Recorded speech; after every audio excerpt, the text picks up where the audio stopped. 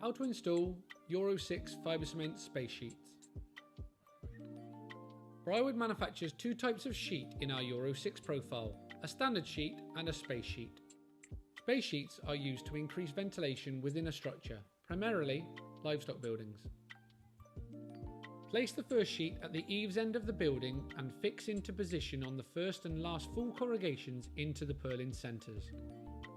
When fixing the sheet into the purlins, you should place a damp-proof membrane underneath the fixing position of the roof sheet spanning across the purlin where the gap is going to be.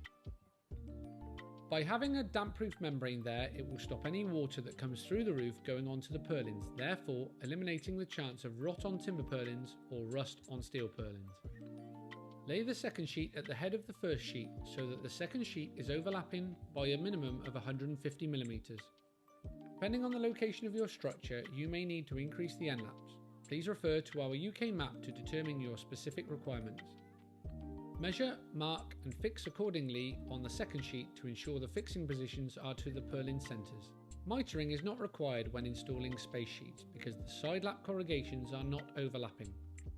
Instead, you should have a gap between each side lap of the sheet that is between 16 to 25 mm. This is dependent on the ventilation required by the design of the building. Here is a diagram showing the recommended layout for the sheets on the roof. Continue to lay and fix the sheets according to the recommended layout.